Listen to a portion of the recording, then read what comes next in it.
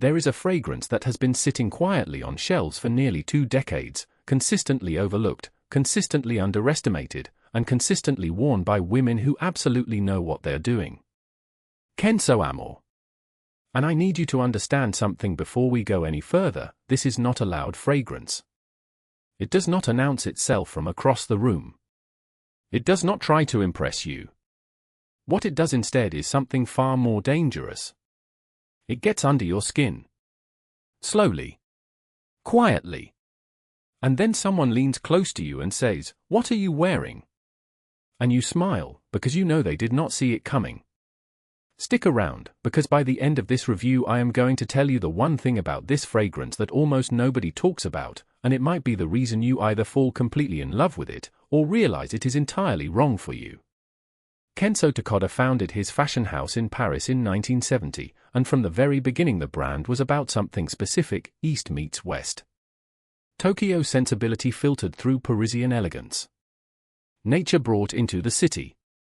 Flowers, botanicals, vivid color, but always with a certain restraint underneath. That philosophy matters when you are talking about Amour, because this fragrance launched in 2006 and it was genuinely an anomaly for its time. The mid-2000s were saturated with loud, sharp, ozonic scents, fresh aquatics, citrus bombs, celebrity fragrances trying to grab your attention from 3 meters away. And Kenzo went the opposite direction entirely. They created something warm, soft, and almost meditative. It drew heavily on Japanese culture, specifically the tradition of white tea, which in Japan is associated with calm, ceremony, and refinement. This was not a commercial accident. It was a deliberate artistic choice. And that context matters, because when you spray Amour you are not just smelling a perfume, you are smelling a philosophy. Let us talk about this bottle, because it is genuinely one of the more distinctive pieces of design in mainstream perfumery. The bottle is a simple cylindrical column, matte, slightly frosted, in a warm pinkish white. It has a gently rounded cap, and the whole thing communicates a kind of quiet femininity. Not pink and glittery femininity. More like linen and candlelight femininity. The Kenzo logo sits cleanly on the front, nothing excessive, nothing ostentatious. The spray mechanism is smooth and precise, a fine mist, good dispersal, no pooling. In the hand it feels solid. Not heavy luxurious heavy, but not cheap either. It sits comfortably at its price point. Would I display it on a shelf? Yes, actually. It has a certain elegance that does not scream for attention but would absolutely be noticed by someone with an eye for design. The packaging is clean and minimal. The outer box matches the bottle in tone, soft and understated. The whole presentation says, "I know what I am. I do not need to prove it to you." Right. The first spray. So here is the thing: Kenzo Amour does not have a dramatic opening.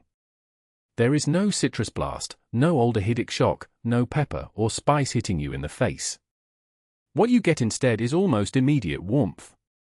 It is as if someone placed a warm cup of white tea in your hands, standing in a room where incense has just been burning. That is the opening. Tea, clean, slightly grassy, slightly floral, with the faintest hint of something smoky underneath, and an immediate softness that wraps around you rather than projecting outward. The projection in those first few minutes is intimate. This is not a fragrance that fills the room on the first spray. It stays close to the skin. Some people are going to find that underwhelming.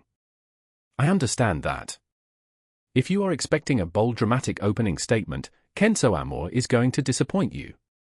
But if you lean in, if you actually put your wrist to your nose and breathe, what is there is genuinely beautiful. Delicate without being weak. Refined without being cold. It is a fragrance that rewards attention. As Amour develops over the first hour, something interesting happens. The tea quality does not disappear, it stays as a kind of backbone throughout, but it starts to bloom. A soft floral quality emerges, something white and slightly powdery, and underneath that you begin to detect the warmth of what I can only describe as a very gentle, very sophisticated incense. It is not churchy incense. It is not smoky or heavy. It is the kind of incense you might encounter in a Japanese temple, clean, woody, almost sweet.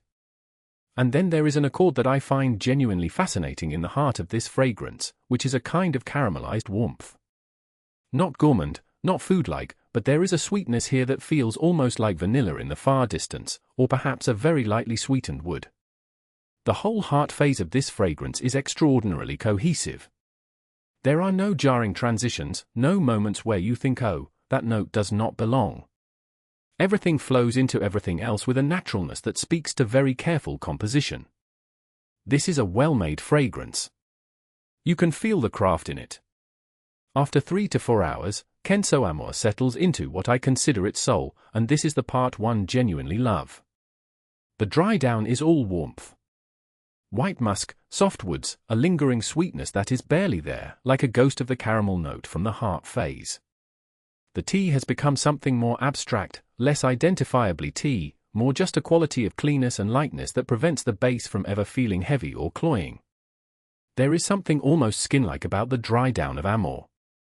It blends with your skin chemistry in a way that makes it feel personal. Two people wearing this fragrance will smell different in the dry down stage, I am almost certain of it.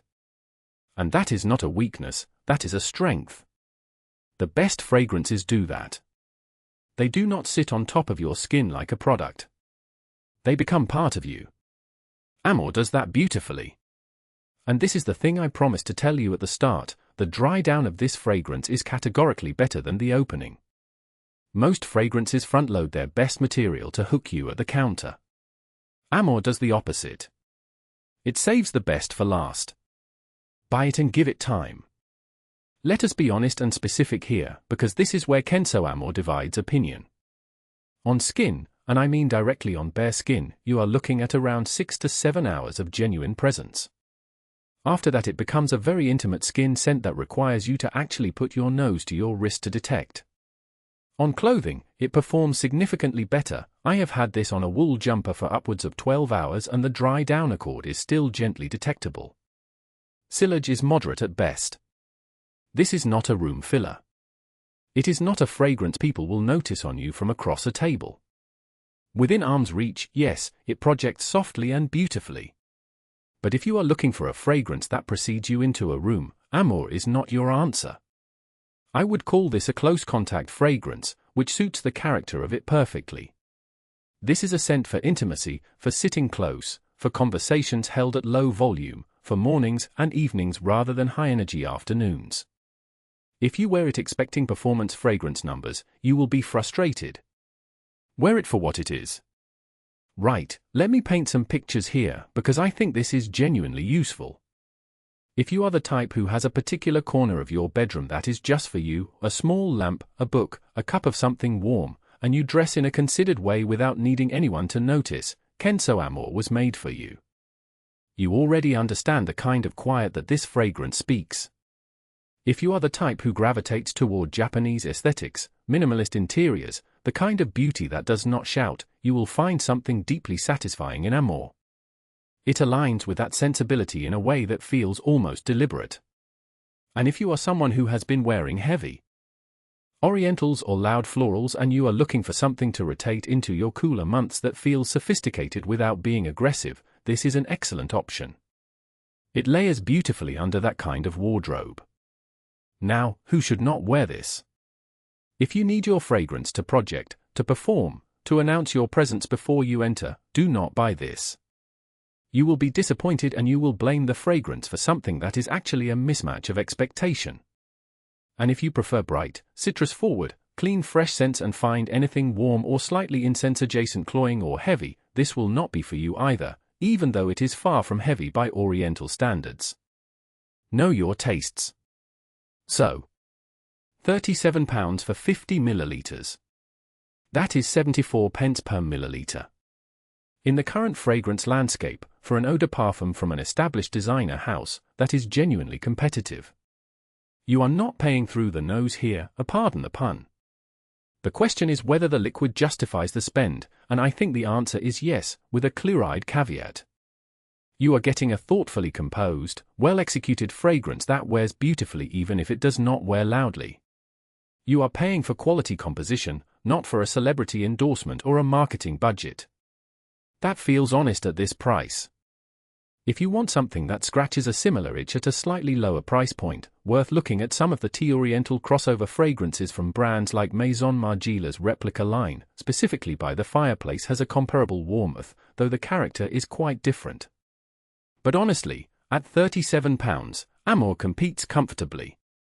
You can find it at P11, that is p-11.com, they stock it and the price is solid, well worth checking before you head to a department store where you will almost certainly pay more for the same bottle. My score for Kenzo Amour is a 7.5 out of 10. It loses marks purely on projection and longevity on skin, because for some people that will be a real limitation. But the composition, the character, the value, and the dry down are all genuinely excellent. The half mark it does not get to 8 is purely practical, not artistic. Kenzo Amour is a fragrance for people who do not need to be the loudest thing in the room, and that is not a criticism, that is a compliment to everyone who chooses to wear it. It is refined, cohesive, warm, and quietly beautiful in a way that the modern fragrance market does not always have space for, which is precisely why it deserves more attention than it gets. Here is what I want to know: if you already own Kenzo Amour, I want to hear specifically, did the dry down change how you feel about it, or did you fall for it at first spray and stay there? Drop that in the comments, because I think the answer says a lot about the kind of fragrance lover you are. And if honest, detailed fragrance reviews with no agenda are what you are after, subscribe. I post every week and I never just tell you something is great to get a click.